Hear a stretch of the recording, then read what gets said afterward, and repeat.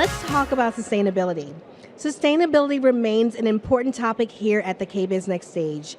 And today, our panel of experts will really delve into why sustainability is smart business. So be prepared to leave more inspired to ask questions about yourselves and the important questions that need to happen about what comes next in your design and your business going forward. We couldn't be happier to have Paul Makovsky moderate this panel for us today. Paul is the editor-in-chief of Architect Magazine. His experience as an editor, brand specialist, brand strategist, and content producer of an award-winning global magazine and media platform of architecture and design at all scales gives him a unique perspective on the way architecture affects every aspect of our lives. So let's please give a warm welcome to Paul as he joins us on the stage. Welcome to the stage, Paul.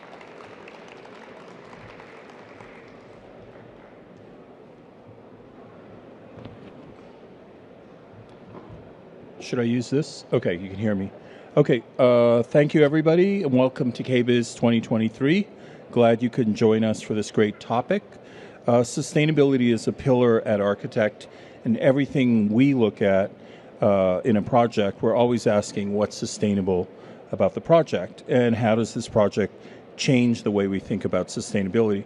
Of course, there's many ways of thinking about sustainability, whether it's talking about net zero, net positive, resilient design, or simply products doing good to help keep the world a happier and healthier place to live. Sustainability means smart business going forward. And the design community has the ability to make a meaningful impact going forward as well. So with that in mind, we brought together four interesting minds who are thinking about sustainability in very different ways.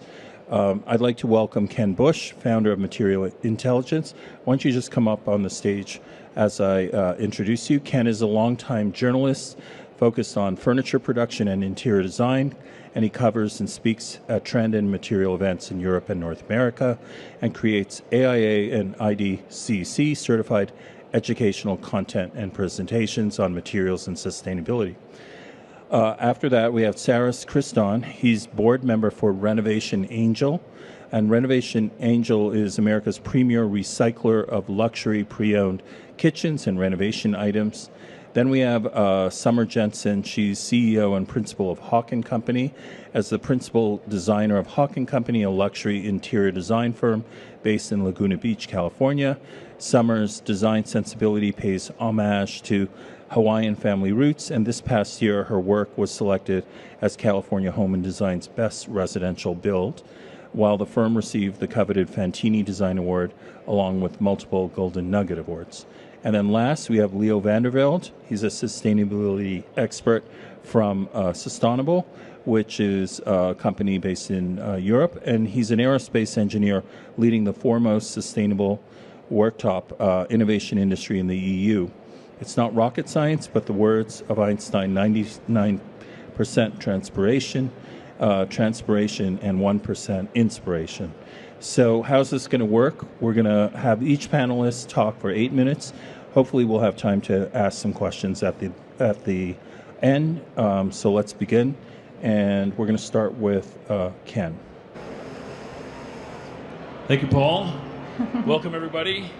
Sustainability is good business. I hear every once in a while at these events, sustainability is a rising topic. I spend a lot of time talking to design groups, design students, and my feeling is sustainability is becoming the only topic. And we'll get into why that is. But it is good business. It draws people to companies, to products, and to industries as buyers and designers, and even as employees. I've got some stats on the screen here, but this is actually borne out every time I talk in front of a group of young people. Major brand sustainable options are growing faster than standard offerings, and this is a lot of because the younger demographics of consumers are gravitating naturally to brands that have a better sustainability story. Younger workers, and I know this personally in my own life, my college-age niece, she will be happy to work for a company for less money if that company resonates with the values, her sustainability values. And we're finding out that they're actually more productive. Employees who are working for companies that they think are doing right by the world, by the planet, by the climate, are actually more productive.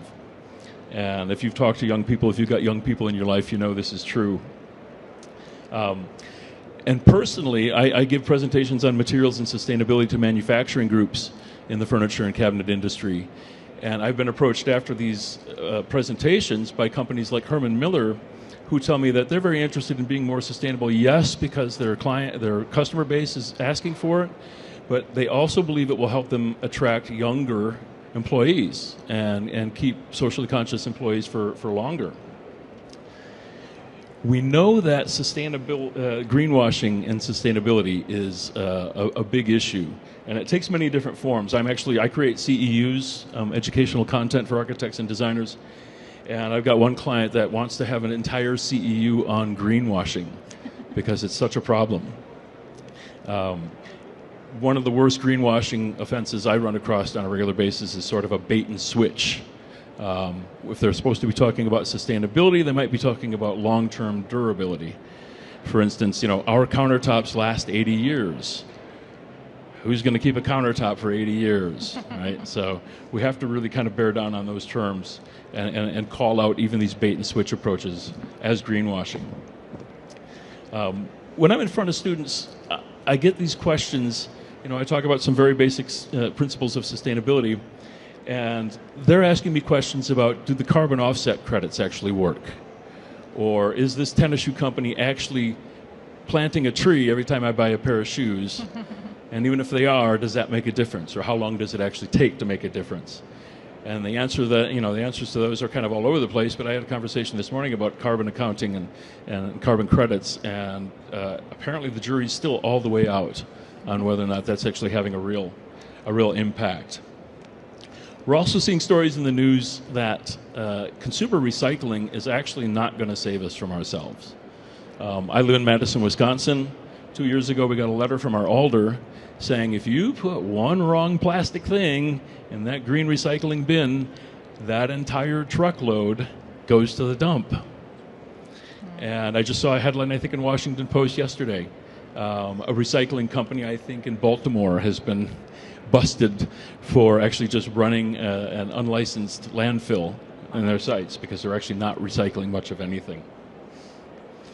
So the conversation always comes back to carbon, in my experience.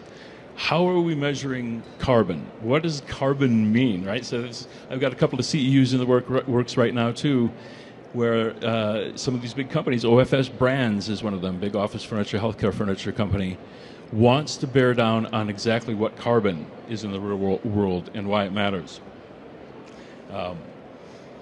The definitions of sustainable and climate-positive products and practices are continuing to evolve as we understand more about what carbon negative means or climate positive means, carbon footprint, embedded carbon, embodied carbon.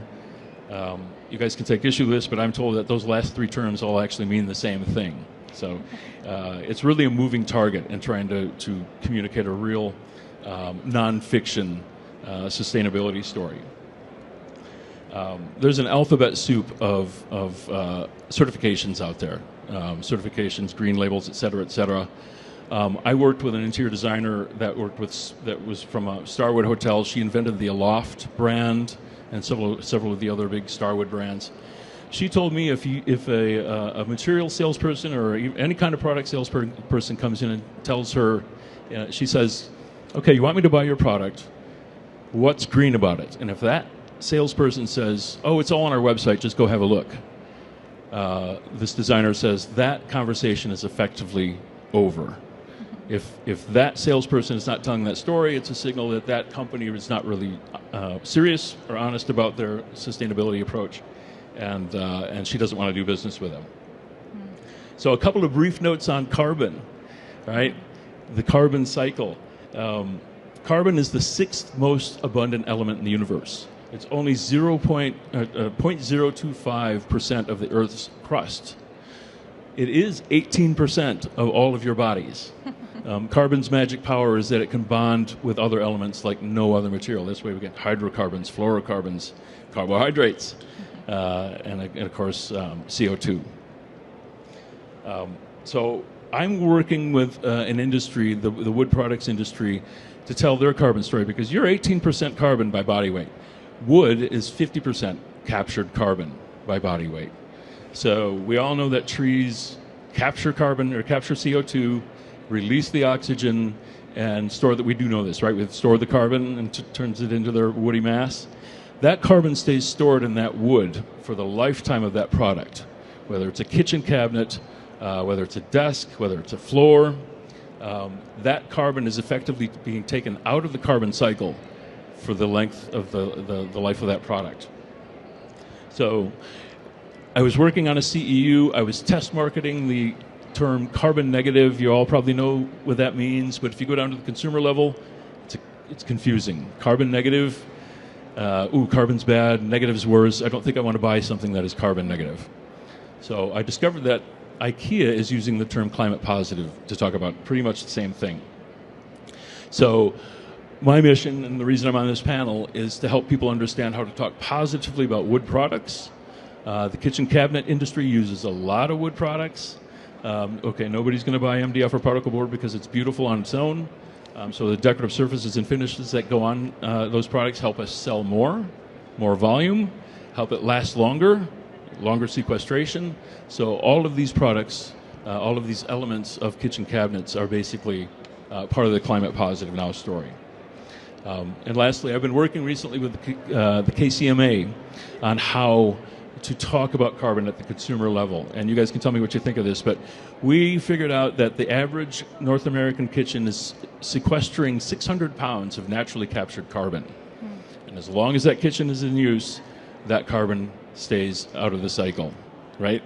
So it's bad news for people who want to sell a new kitchen every 7 years, but it is good news for people who want to say, you know what, working with wood materials, if we can substitute away from some other materials, wood is the only natural material that sequesters carbon for as long as it's in use. And that's what I have.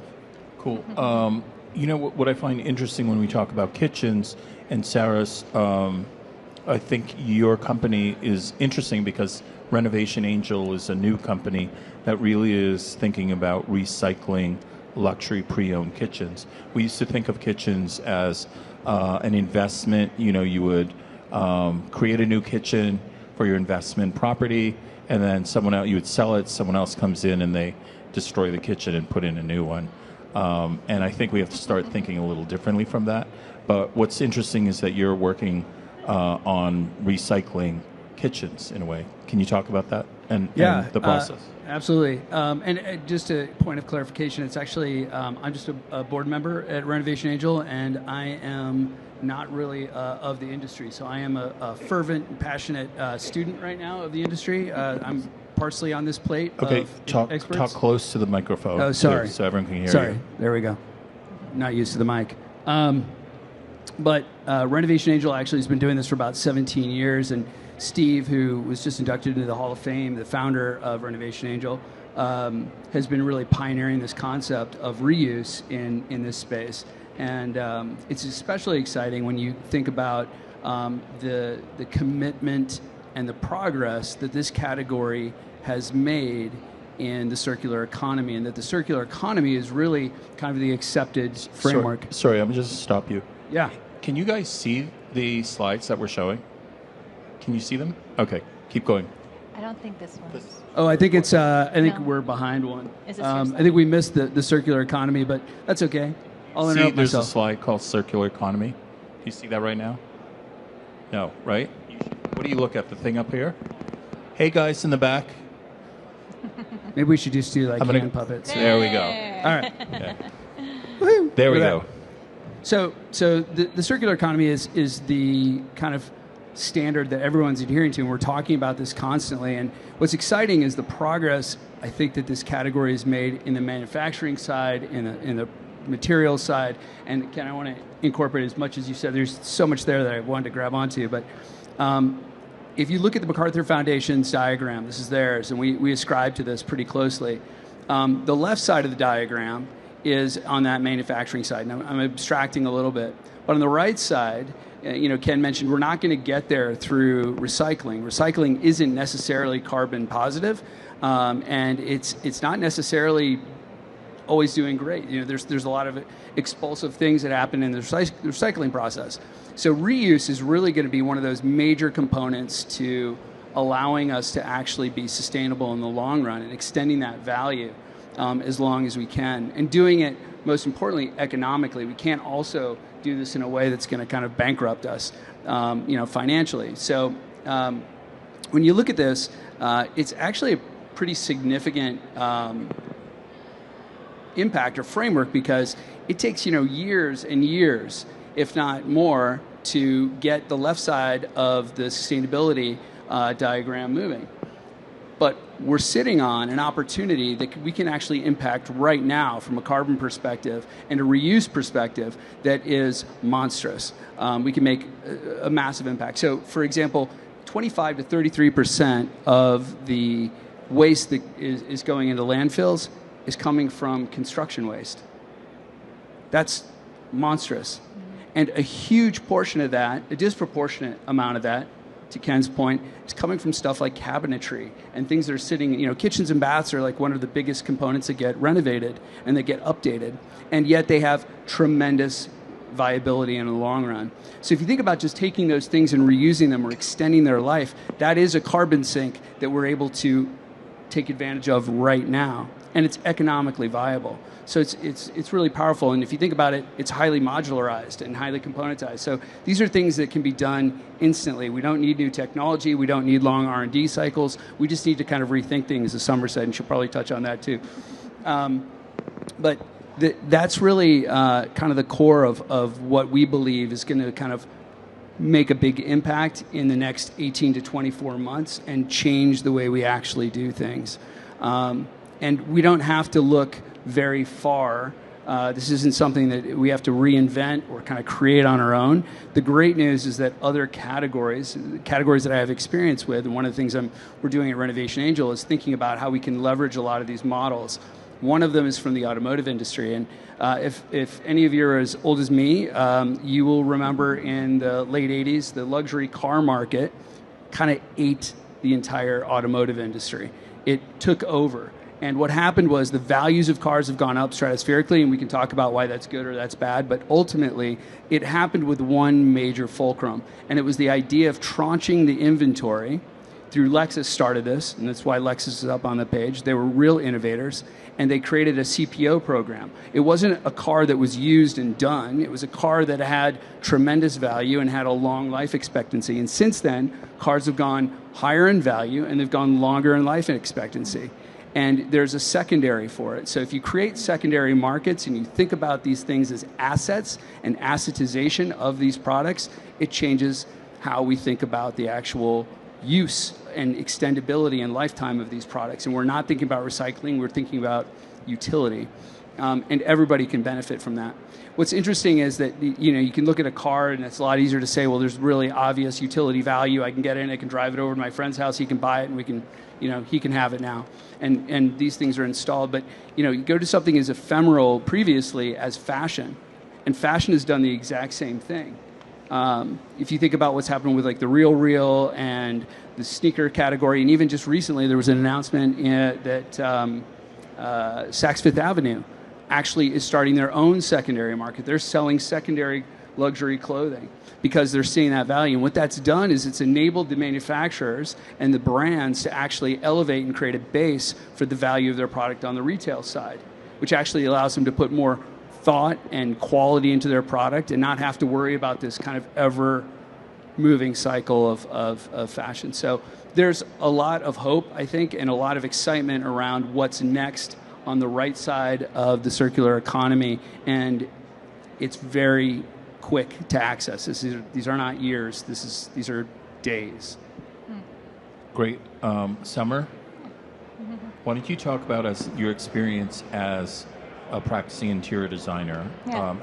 what does sustainability mean to you, and how is that changing? Well, I think that the first thing I want to say is that when I actually approach sustainable design, what I'm looking for is how I can best serve my clients, right? I'm always thinking about my clients' wellness, their health, what I can do to make their lives better.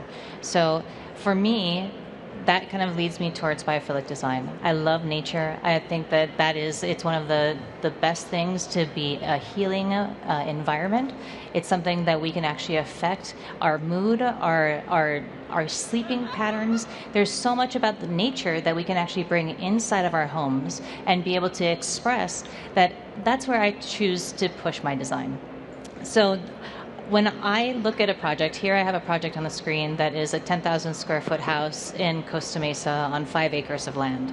And when I came on board, the property itself had about $500,000 worth of landscape on it. So it really became a very clear focus that the nature was what I wanted to put impact on. I really wanted that to be the experience of the client every single day as they were moving through that home. So here what you have is you actually have a descending driveway that goes subterranean, and you have a single-story flat-roofed house.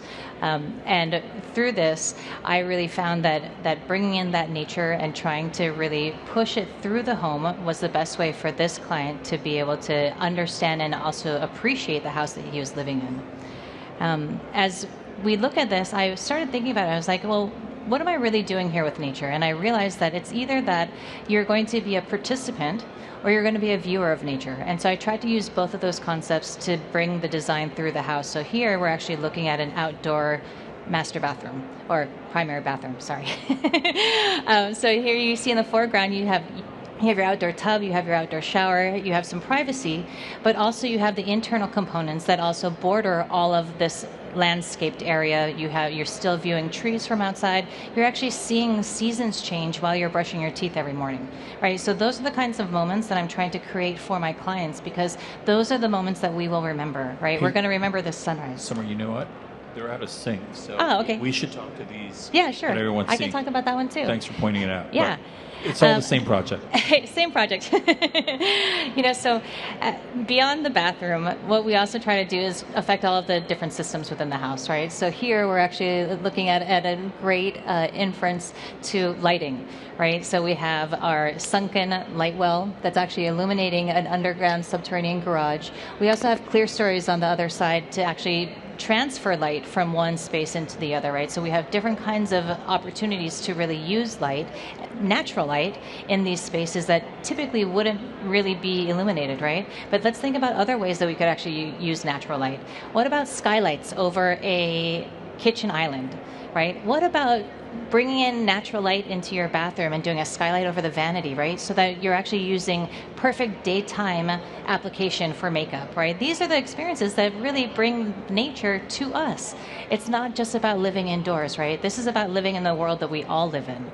So as we now move through, what's on the screen now is actually talking about some building kind of opportunities, right? So this is actually building on a module.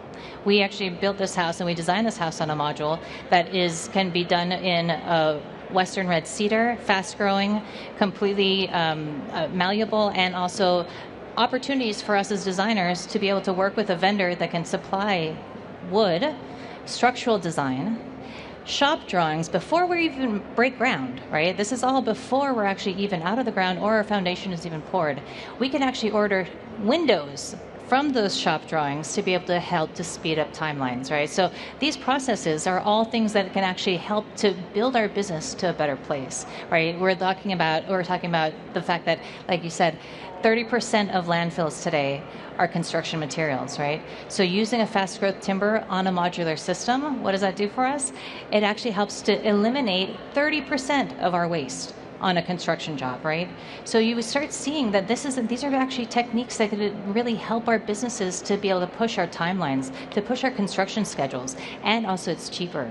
So when we really want to start looking at sustainability, let's start looking at different systems, because there's a lot of information out there. And like Sarah said, I'm just a student. I'm just at the beginning of this process, so I'm willing and I'm still learning. But these are some of the ideas that I'm bringing to the table today. Instead of, in terms of mechanical systems, we can also look at using cross-breeze, right? Let's orient operable windows on sides of the house that then where we don't need to actually use any kind of air conditioning. Let's talk about hydronic heating, right? How do we actually, in what world did this come from, that we're going to blow hot air into a room from the top, expect it to come down again, even though hot air rises, right? So what we want to do is actually create a system where we have this beautiful, silent, non-directional airflow that can actually rise up, right? So for me, I'm trying to also maybe affect my clients in the way of, like, what if they have allergies, right? Dust blowing in a mechanical system, right? These things are daily, kind of almost like they affect us in different ways, and I'm trying to kind of almost be that groundkeeper to make sure that my clients are really enjoying the house that they live in. In terms of now, when I kind of want to wrap up this talk, and I was thinking to myself, I was like, I really want to give people some challenges, because it's great to design this way, and we can all open up our websites, we can all learn how to do this, we can figure out where the northern exposure is, we can figure out how to not have as much heat gain, but really at the end of the day, I want to leave you all with challenges, okay? So for my designers, let's think about if your client was sick, okay? So how would you design your spec differently if you knew that they had an autoimmune system that couldn't have paint, right? What if you had a client that had cancer? How would you change your specifications in order to make them live better, right? So some of these ideas would be to use excellent products. Let's specify the best that we can with the best longevity, right? Let's not be specifying for things that actually have to be replaced. Let's also look for natural materials over man-made, right? When we have a choice, we are the actual speaking force for the industry. We are the people that go to our clients and get the sales. So we are the last speakers. We are the megaphone of what our industry says. So now it's time that we all kind of take those ideas and now start actually offering green materials. Maybe we don't even say that they're green, and people just love them anyway. We don't need to be put so much influence on the fact that it is green.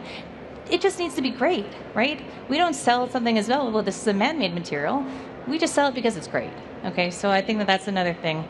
I look for local materials, right? For me, I live in Southern California, so oak is all around my property, right? It acclimates better to the environment that it comes from, right? In terms of expansion and contraction, it's already acclimated to the actual space itself. So look around to see what's available to you locally in your areas. And I also want to support local craftsmen, right? During all of COVID, we all probably, in some way or another, were affected by supply chain issues. So I started looking at my local craftsmen. I started trying to work with them more, and what I found was that instead of sending my orders overseas, that I could maintain better quality control. I could also be able to affect with client changes better, and I'm still keeping money within my community, right? So there's this idea of equity within our community by keeping things here. And last thing is, I want to say that this group of people here, we decide what's cool, right? We are the tastemakers. We're the change makers. So if we don't think something and start pushing it forward, then it doesn't go anywhere, right? So we have to actually be the catalyst for change. And last thing, obviously we all know latex, chemicals, glues. Let's stop using it. To my manufacturers, let's stop using single-use plastics, pallet wrap, right? There's biodegradable versions of this out there, but we have to ask for them as designers to get our products to be wrapped in it, right? So let's start pushing our industry. Let's start changing it, and let's be a force for this change, because otherwise, who else is going to do it, and what's going to be left? Thanks. Great. Some things I disagree with. We'll get some things I disagree with that you said, but we'll get to that in the Q&A question. So, Leo, thanks. Leo, you're going to talk about sustainability, what it means to you from a European perspective, because we're seeing a lot of innovation coming from Europe, a lot of regulation, that probably is going to eventually find its way here, especially since we're in a global economy. What are you seeing? Okay, is it okay if I stand? Because I don't like to sit when I talk. You have 8 minutes. That's no problem. I will just use a few seconds to get over here. Get to the point. I will get to the point. So the European deal, from a European perspective, Europe wants to be the first continent that is climate neutral. And I have to tell you something about Europe. It's like a community, and all the countries, they have to agree on something. So they agreed that they will realize this tip on the horizon in 2050. But every country can go faster. So every country makes its own plan to realize the goals in 2050. I'm from the Netherlands, and in Scandinavia, Netherlands, and also a little bit in Germany, we try to move forward a little bit faster than the 2050. So if you look at the goals of the Green Deal in Europe, which is a huge plan and also has a circular economy action plan as a part of it, and that's translated by the Dutch government in circularity goals and circularity economy. And I pointed forward here in green what is very important. So first of all, use less. So it sounds very simple, but if you make materials and you lose in your production less materials, you don't need the resources. So the second thing is use sustainable, so renewable products. So a tree grows, so it's renewable. Some products are not renewable. So use as much as renewable products. And then the third point is, we could put somebody on the moon. We are trying to go to Mars now. So it's very smart if we would use our intelligence to create and develop products and production processes that are circular. That means not emptying the world. If you look at the country overshoot days, I don't know if you're familiar with that, but that's a group, and it calculates how much resources the Earth generates in a year. And if we would use those resources in 1 year, then we would be in balance. This was in 1970. We had a balance. We used as much resources as the Earth could give to us. Now we are on 1.75. So we are using 1.75 resources of the world.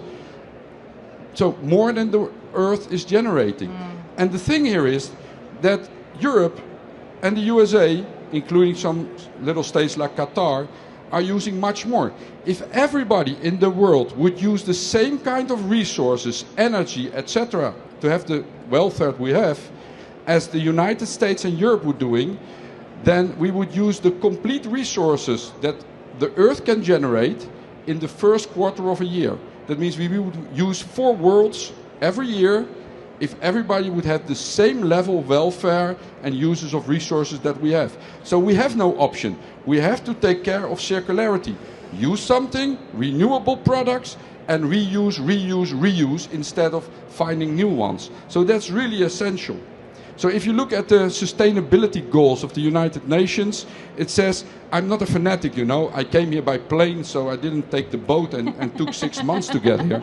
So I know that I want to live in a pleasant world, and I need to be in a welfare that is acceptable.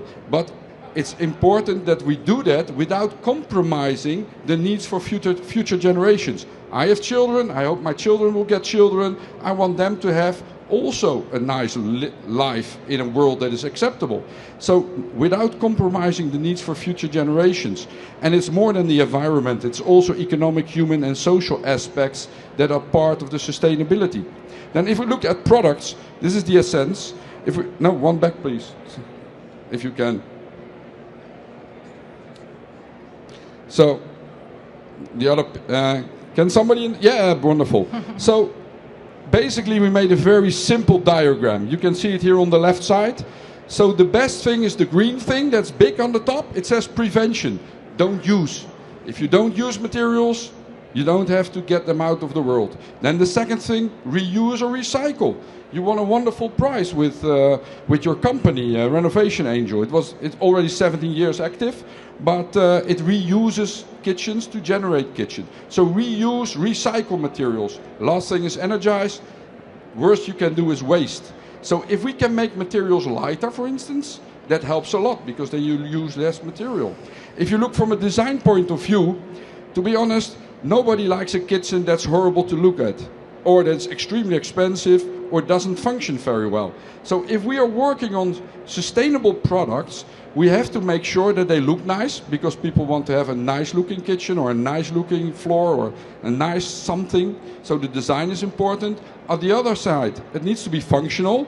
If I give you a worktop but it scratches like hell, you wouldn't like to have it, or stains are getting in it because you use tomato juice or something. So functionality is important. And last of all, if it has the same looks and the same feeling, but it's just 5 times more expensive, then only a niche of the market will buy it. And if we want to do it for the world and not use more than the world can generate, then everybody needs. It needs to be for the mass, not the few that can spend sustainability. No, the mass should have sustainability. So that means design, functionality, and how much does it cost. It's very important. And then the circular economy is the economy of the future, and it means continuity for us and our children. If you look here at the products, I want to show you some things. If you look at the grid there, it's a kind of green grid.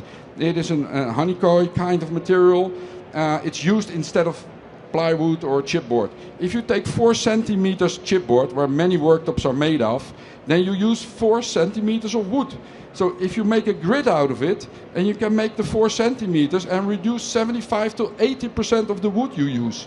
Is the functionality worse? No, it's stiffer, it's better impact resistant, it's lighter, so transportation costs are lower. So why not use it? It's just thinking about the wing of an airplane. It's also not massive, it would never fly.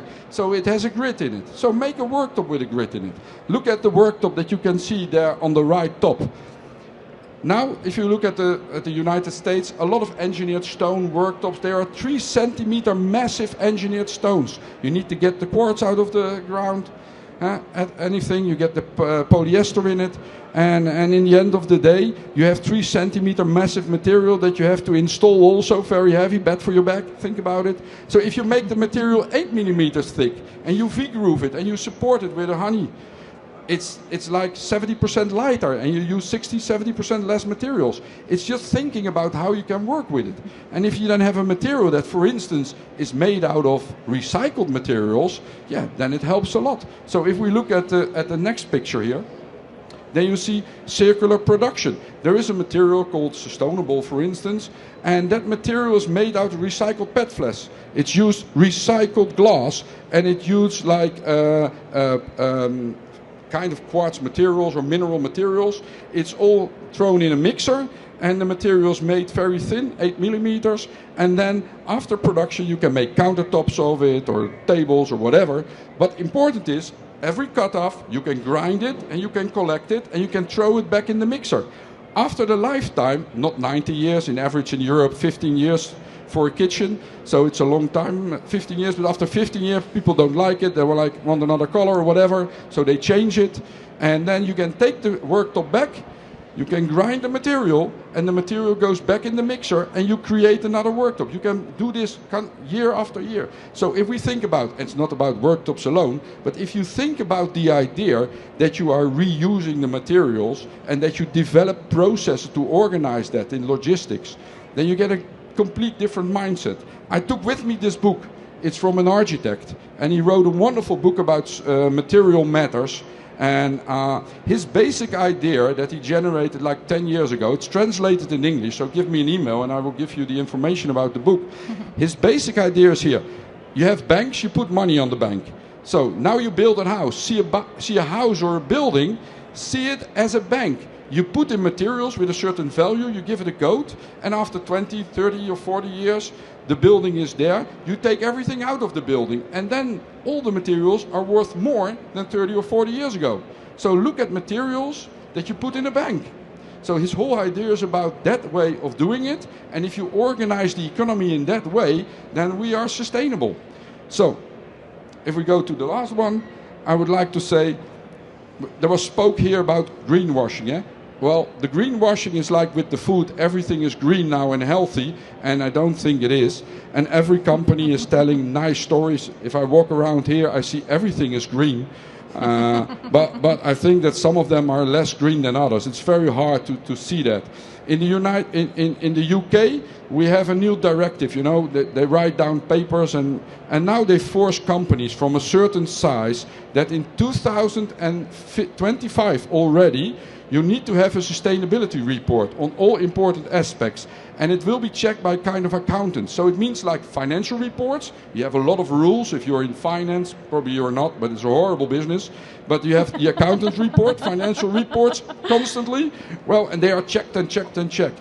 And okay, it's a lot of administration, but to take away all this greenwashing from companies, we are now having in 2025 this new corporate sustainability reporting directive, and it will be checked by accountants. And it will not be perfect in 2025, but in 2030 we will be much better in it. And then there is something else changing. In the Netherlands, they accepted a law that if you are working against the guidelines, you can be prosecuted. For instance, one of the things in it is not only environmental, sustainability is also about humanity, etc. So it means no child labor allowed. I'm a CEO of a rather big company. If we would purchase materials that are from a supplier that use child labor, I could be prosecuted in a criminal law for it. Not a financial, no, a criminal law. So that's all in these laws. So Europe is moving forward to being a neutral, sustainable climate. There will be a lot of things going forward until 2050, but the first steps are already taken in 2025 and 2030. And for my company in the Netherlands, it's really nice because when we are on the edge of these new laws and new rules, we are innovating, we are developing new materials, we are developing new business models. If the rest of Europe follow, we are the innovators, we are there already. So I see it as a huge opportunity that we are forced to do all those things and go forward. So if you talk about creating sustainable products can be creating value, I really believe in it. Light products produced from waste, circular, they need to be beautiful, they need to be functional, they need to be competitive. But then if you're doing that, it's a great opportunity to create value for now and the future, and so my kids also have a life in a world that is acceptable to live in. Thank you very, very much. Thanks, Leo. It's very interesting, Leo. You talked about this idea of, a lot of these laws are going to force people to do something, and I think with sustainability, it becomes a very personal thing that, and we've seen 4 different directions in terms of how do we approach sustainability. So I think in a way we want to embrace sustainability so that it becomes a positive thing. We talked about that earlier. Summer, I like your direction in terms of like developing a personal philosophy of what it means to be green, but at the same time, we need to have transparency from companies in terms of and not being afraid to ask questions. In terms of the whole chain. Yesterday in the news, I saw a report on how precious materials are being used to make telephones like an iPhone. And it turns out a lot of the precious materials are coming from countries in Africa like Congo, where in turn you have children who are actually doing the mining.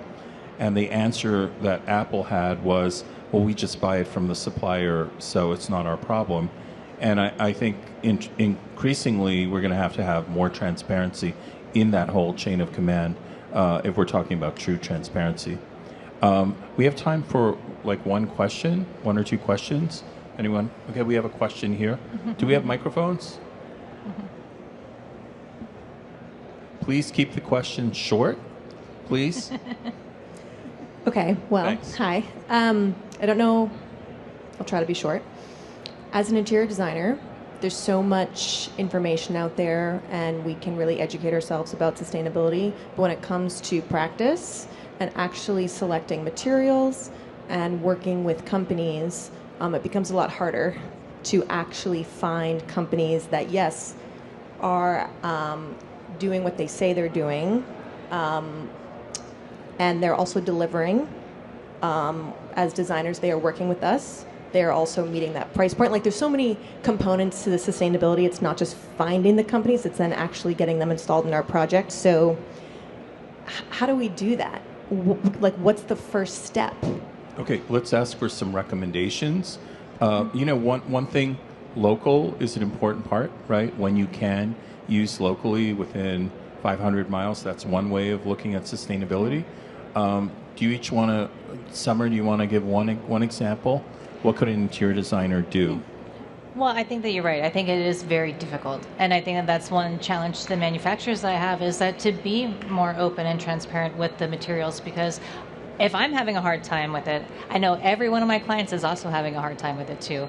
And I think that on our side, like you said, I try to actually go more natural. I think that by going more local, going natural, then we're not looking as many processed products. And I think that that also helps to keep things smaller and also better distributed to the local community. So that's always my response. But I know that there's a lot of other products, composite products out there that are really kind of, and you guys can speak to that way better than I can. Yeah, I think it's choosing the metric that you're going to refer to and trying to find an apples to apples way to compare it. I mean, carbon footprint is one way, but longevity, ease of cleaning. Right during the pandemic, I did a lot of work with the healthcare design industry on weighing materials that can be very, very easily cleaned, but they might be PVC, right? So what is the balance there? It's more of a holistic look at the impacts you want rather than just a list of ingredients or, media that wants to fearmonger on certain types of products or certain materials or the way they perform. You have to step back. I'm on the material side of the industry. For me, it's really important to try and convince my industry to think about it like you do, not in the different ingredients that go into this kitchen, but the components, the major components that you specify, and what is the impact of that combination of materials versus trying to add up or subtract all the impacts of each ingredient. So leaning on your distributor, leaning on your supplier to make it make sense. Because they're responding to that. They realize it's an issue. And, you have the perfect voice for helping solve that. Leo? Well, I try to buy some food sometimes for my children, and then you have 100 logos with a green leaf on it or anything. It's very hard to see what is healthy, what is not. There are products that look healthy, but there is so much sugar in it. But yeah, if you don't test the sugar for one brand.